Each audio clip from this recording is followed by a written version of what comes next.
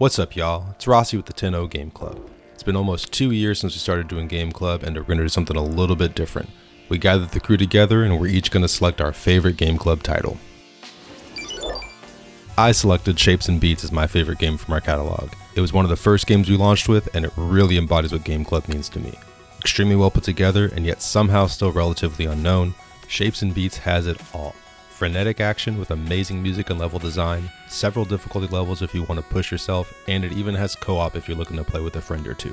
Shapes and Beats. Go try it out. Sup y'all, this is Higashi from Game Club, and my pick is Transistor. From the brilliant minds of Supergiant Games, Transistor is a stylish, action-packed game that not only has some of the best storytelling, but also a banger of a soundtrack. You can definitely tell that this game had a lot of love and passion put into it. If you haven't played Transistor yet, I highly recommend you do, as this game really does deserve your attention. Heyo, it's me, Doug, and my favorite game from Game Club has to be Inside.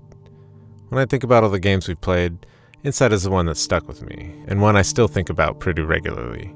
It's one of those games that I had always been meaning to play because friends of mine had said good things about it, but just like everyone out there playing video games, my backlog is never ending, so it kinda just got lost in the jumble. So when I could potentially play it for Game Club, I was very excited to get in. I just love the story and how it played out. It was very emotional and struck me right in the heart. I felt for the main character, and their struggle was just so profoundly sad to me.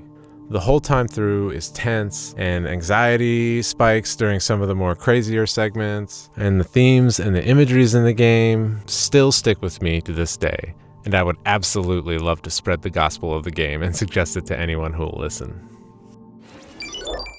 Hey, this is Gordon with Game Club. I chose The Messenger because it starts out as an 8-bit homage to Ninja Gaiden, and halfway through the game, it turns into a 16-bit Metroidvania with time travel gimmicks. This game is a lot of fun, it has great music, its writing is hilarious, and I hope you give it a try so you can see why the shopkeeper is the best character.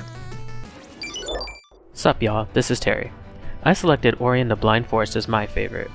I've always been a sucker for Metroidvanias, and Ori's First Tale is one of the best I've come across. Not only is the Forest of Nibel flourishing and alive, but exploring the diverse areas of it all is truly a blast as well. Ori's movement is as smooth as butter, with all the jumps, dashes, and tricks that make this one of the most free-flowing platformers around.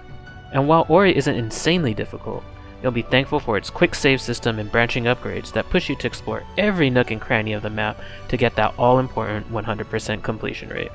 Top it off with an enchanting soundtrack, haunting sound design, and a story right out of a Ghibli film, and it's easy to see why Ori captivated the hearts of gamers all around the world, including my own. If you haven't already, definitely give Ori and the Blind Forest a shot. In the meantime, I'll be playing through its sequel, Ori and the Will of the Wisps. Hey there, this is Gibby with the 10-0 Game Club. We've had plenty of amazing games the past couple of years, my favorite of which would have to be Cyber Shadow. Many of the titles that we've played on Game Club have gotten me to go out of my comfort zone to try out new genres that I wouldn't have otherwise played, but after re-examining our catalog, Cyber Shadow is what stood out to me the most. It's a love letter to the classic action platforming titles from the NES era. You may not be able to crouch, but everything else makes up for this one issue. You can zip through enemies by dash slashing your way through them, you can throw fire up above you, you can do everything you could do in Ninja Gaiden, except crouch. And the story's kinda, not the best, but hey, the gameplay more than makes up for it. If you're looking for something fun, challenging, and you can beat in, 1 or 2 goes, Cyber Shadow's it. My name is Kevin, aka the guy with the 10-0 Game Club.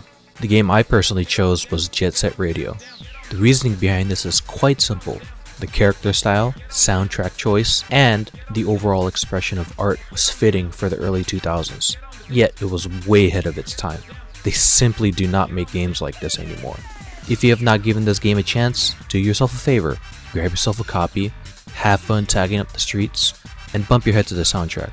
By the end of your playthrough, you'll be yelling the iconic tagline of Jet Set Radio. Woo! What a list of games! Hopefully we sparked your interest a little bit, gave you some ideas for the next game you're going to play, and if not, well, stay tuned because we've got some more Game Club games coming soon. This is Rossi with the 10-0 Game Club, signing off until next time. Take it easy.